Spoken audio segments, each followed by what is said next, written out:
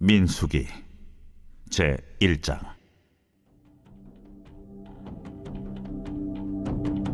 이스라엘 자손이 애굽 땅에서 나온 후 둘째 해 둘째 달 첫째 날에 여호와께서 시내 광야 회막에서 모세에게 말씀하여 이르시되, 너희는 이스라엘 자손의 모든 회 중 각 남자의 수를 그들의 종족과 조상의 가문에 따라 그 명수대로 계수할지니 이스라엘 중 20세 이상으로 싸움에 나갈 만한 모든 자를 너와 아론은 그 진영별로 계수하되 각 지파의 각 조상의 가문의 우두머리 한 사람씩을 너희와 함께 하게 하라. 너희와 함께 설 사람들의 이름은 이러하니 루벤 지파에서는 스데올의 아들 엘리술이요, 시몬 지파에서는 수리사떼의 아들 술루메엘이요, 유다 지파에서는 암미나답의 아들 나손이요, 이사갈 지파에서는 수아의 아들 느다넬이요, 스불론 지파에서는 헬론의 아들 엘리압이요, 요셉의 자손들 중 에브라임 지파에서는 암미우스의 아들 엘리사마요, 므낫세 지파에서는 부다술의 아들 가말리엘이요, 베냐민 지파에서는 기드온이의 아들 아비단이요, 단 지파에서는 암미사떼의 아들 아히에셀이요, 아셀 지파에서는 오그란의 아들 바기엘이요, 갓 지파에서는 두엘의 아들 엘리아삽이요, 납달리 지파에서는 에난의 아들 아히라인이라 하시니 그들은 회중에서 부름을 받은 자요 그 조상 지파의 지휘관으로서 이스라엘 종족들의 우두머리라. 모세와 아론이 지명된 이 사람들을 데리고 둘째 달 첫째 날에 온 회중을 모으니 그들이 각 종족과 조상의 가문에 따라 20세 이상인 남자의 이름을 자기 계통별로 신고하매, 여호와께서 모세에게 명령하신 대로 그가 시내 광야에서 그들을 계수하였더라.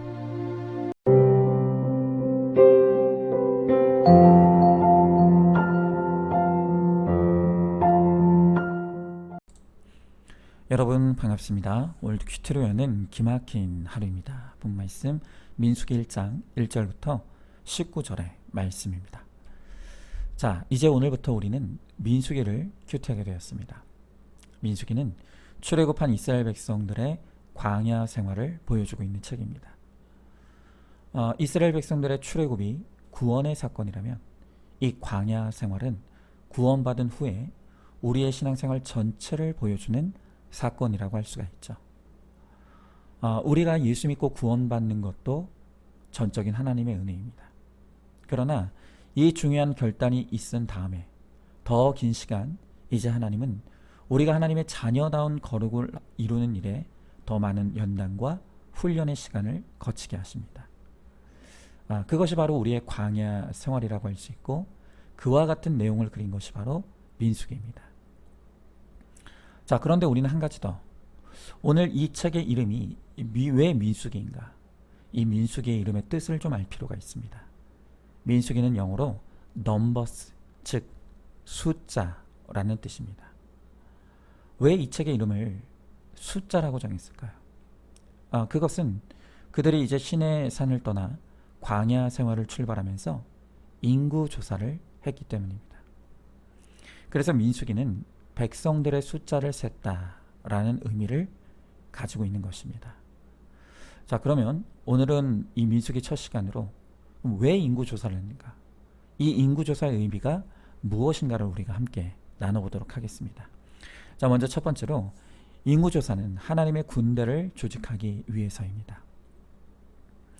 자, 오늘 본문의 1절부터 3절의 말씀을 보니까 이스라엘 자손이 애굽 땅에서 나온 후 둘째 날 첫째 날에 여호와께서 시내 광야 회막에서 모세에게 말씀하여 이르시되, 너희는 이스라엘 자손의 모든 회 중 각 남자의 수를 그들의 종족과 조상의 가문에 따라 그 명수대로 계수할지니 이스라엘 중 20세 이상으로 싸움에 나갈 만한 모든 자를 너와 아론은 그 진영별로 계수하되 그랬습니다.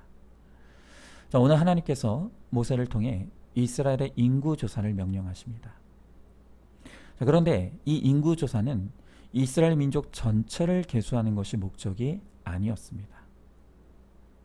이것은 싸움에 나갈 수 있는 20세 이상의 남자들이 몇 명인지를 조사하는 것이 목적입니다.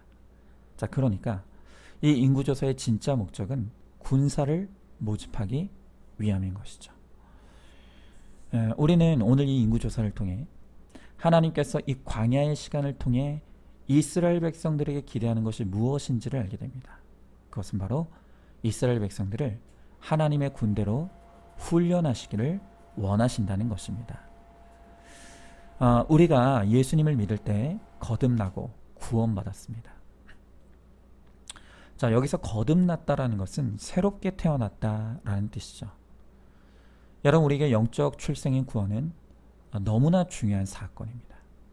하지만 우리가 영적으로 새롭게 태어났다고 해서 끝이 아닙니다. 왜냐하면 갓 태어난 아기는 자신을 지키고 보호할 만한 어떤 힘도 없기 때문입니다. 오합지졸이죠. 그래서 하나님은 이제 막 출애굽하여 거듭난 하나님의 자녀들인 이스라엘 백성들이 하나님의 백성으로 성장하고 성숙하며 또 다른 사람의 구원까지도 책임질 수 있는 강한 그리스도인이 되도록 이제 광야에서 하나님의 군사로 훈련해 가시는 것입니다. 여러분, 우리가 이 군대 일원이 되기 위해서는 병사로서의 확고한 정체의식이 있어야 합니다.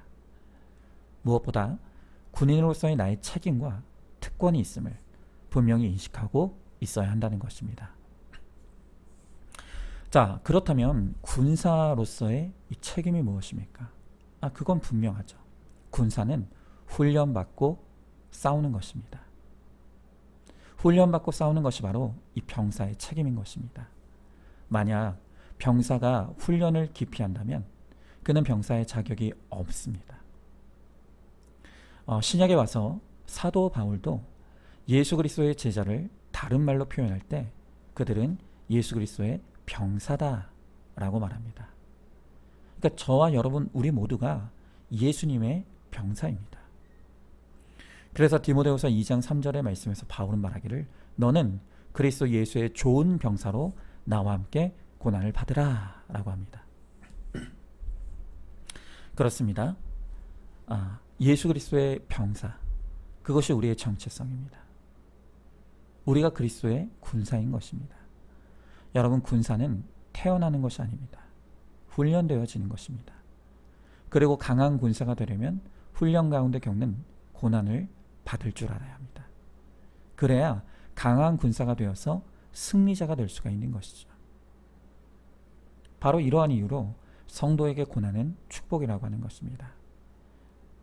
하나님은 성도에게 광야의 고난을 통과하게 하셔서 우리의 그리스도인답지 않은 옛 애굽의 죄악된 모습들을 꺾여지게 하시고 부서지게 하십니다.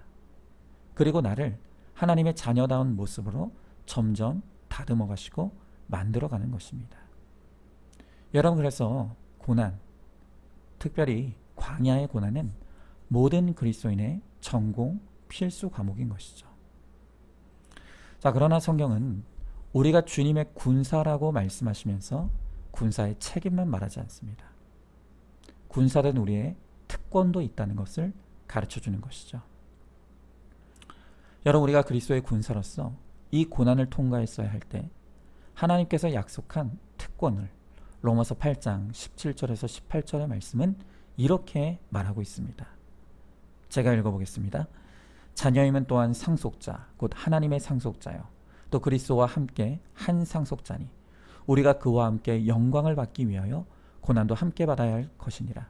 생각건대 현재의 고난은 장차 우리에게 나타날 영광과 비교할 수 없도다 그랬습니다. 자, 민수기에서 지금 광야를 행진하고 있는 이스라엘 백성들도 그들에게 약속된 미래가 있다고 합니다. 여러분, 그들은 무엇 때문에 광야의 혹독한 고난을 견딜 수 있었을까요? 그것은 바로 약속된 미래가 있었기 때문입니다. 여러분, 광야를 통과하는 이스라엘 백성들에게 약속된 미래가 무엇입니까? 그것은 우리의 가나안 천국에서 우리가 영원한 영광을 누리게 된다는 것입니다. 여러분, 장차 임하게 될 영광이 없다면 우리가 왜 고생해야 합니까? 우리 믿음의 선배들의 순교의 피를 흘린 것이 다 헛된 것이죠.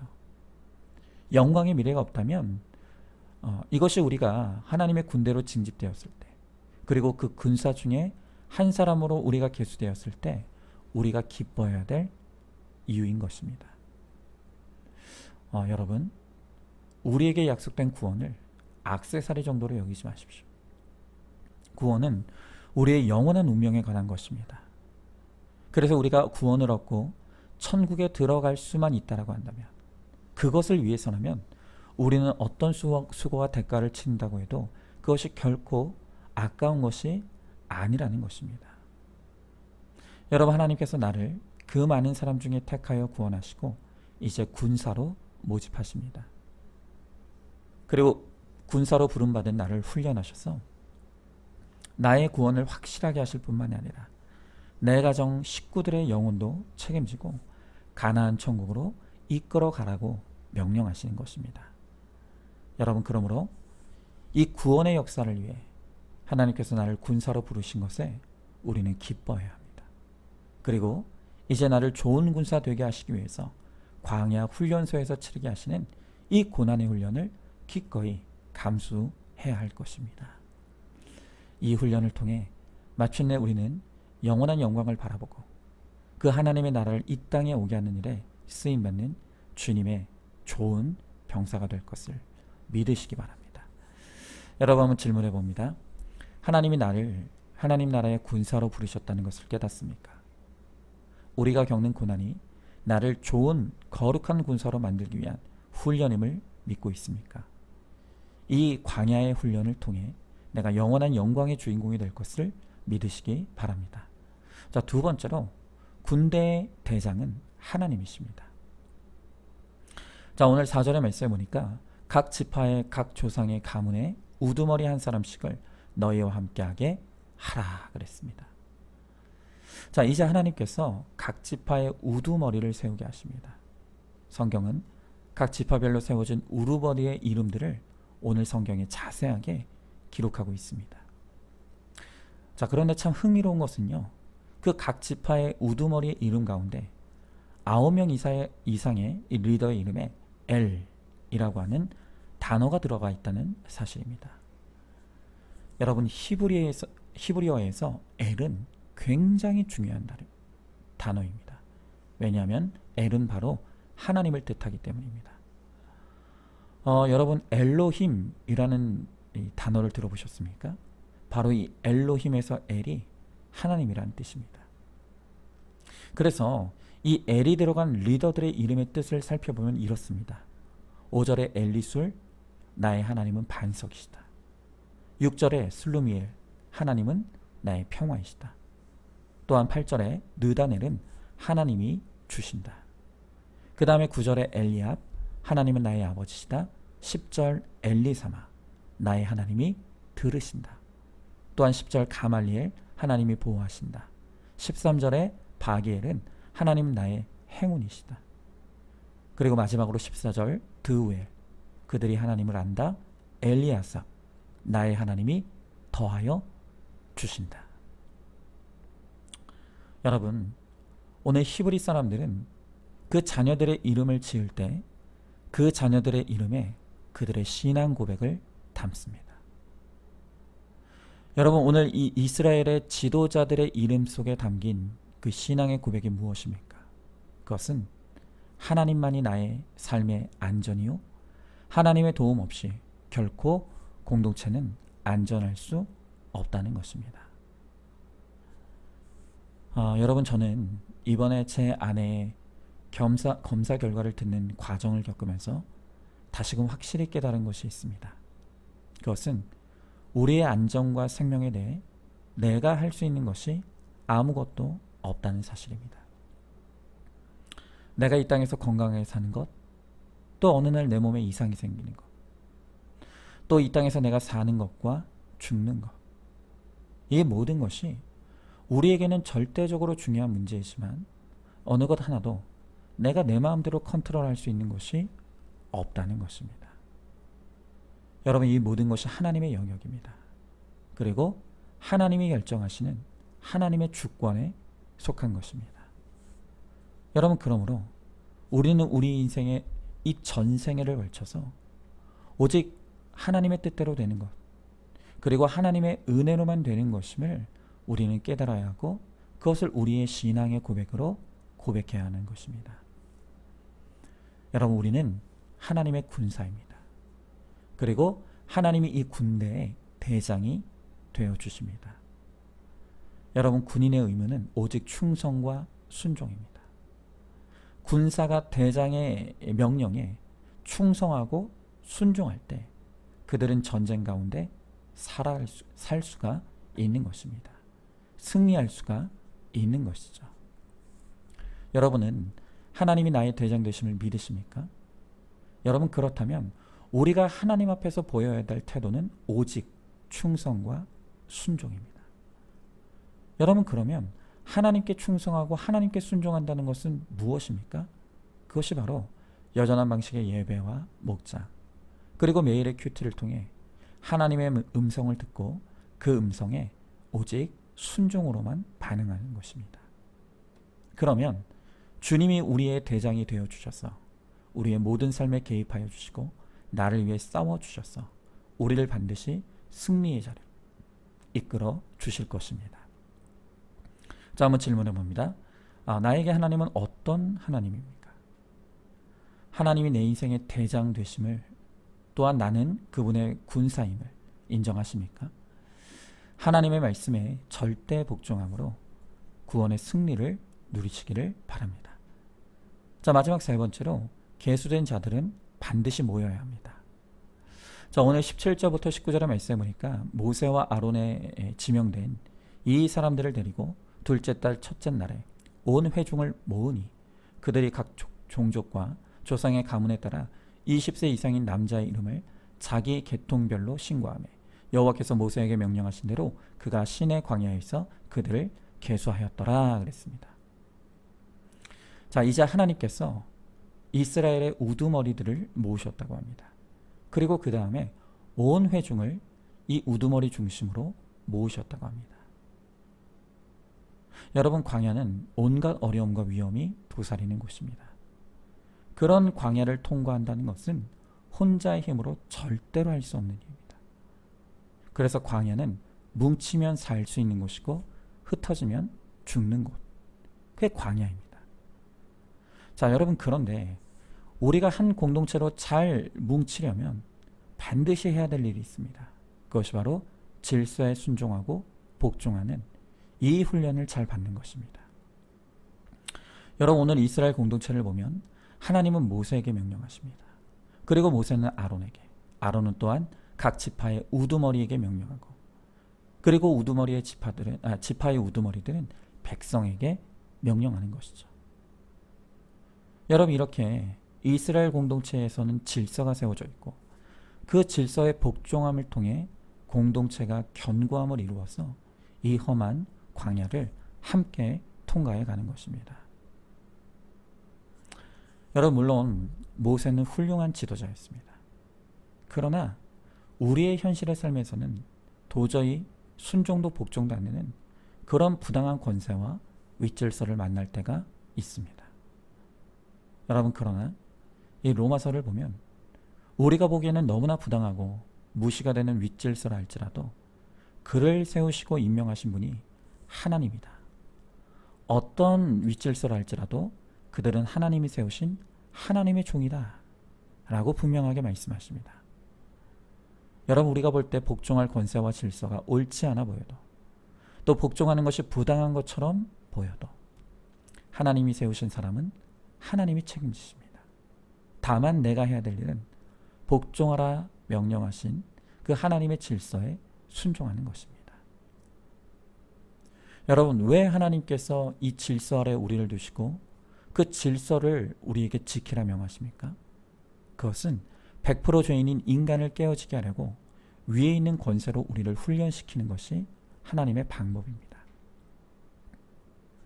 시부모와의 갈등 때문에 결혼 생활이 힘든 것처럼 직장 생활에서도 까다로운 상사 때문에 힘든 경우가 많죠. 우리 여성들이 시집살이로 받은 훈련을 우리 남성들은 사사건건 트집 담는 이 상관 때문에 겪습니다. 여러분, 오죽하면 베드로가 아내들은 남편에게 순종하고 종들은 까다로운 주인이라도 순종하라고 하면서 그 고난을, 질서에 순종하는 고난을 예수 그리스도의 고난과 비교했겠습니까? 그것은 십자가의 고난에 버금가는 너무나 힘든 고난인 것입니다. 여러분, 그러나 질서에 복종하는 것이 우리에게 숨이 막히는 고난이어도 그 시부모, 그 남편, 그 상사에게 복종하는 훈련을 반드시 거칠 필요가 있기 때문에 그와 같은 권세를 허락하신 것입니다. 하나님이 권세를 주시고 그들을 사용하셔서 바로 나의 거룩을 이루어 가십니다. 왜냐하면 하나님의 관심은 항상 나에게 있기 때문입니다. 여러분, 질문해 봅니다. 상사나 영장자의 말에 순종하는 편입니까? 순종도 해야 할 만하게 하는 것이라고 나름대로의 소신을 갖고 있지 않습니까? 윗사람의 인격이 아닌 역할에 순종하는 것이 하나님의 질서임을 알고 있습니까? 자, 오늘도 9월 1일 보석 상자입니다. 예수님을 믿는 우리의 가장 큰 특권은 안식을 누리는 것입니다. 상황이 변하지 않아도, 남편이 변하지 않아도, 자식이 변하지 않아도 내가 믿는 예수님 때문에 한결같이 기쁘고 감사한 것이 안식입니다. 아멘. 우리 함께 기도하겠습니다. 하나님, 감사합니다. 이제 또다시 민수기를 우리에게 선물로 주셔서 우리로 하여금 이 안에 담긴 하나님의 음성을 들을 수 있게 하심을 감사드립니다.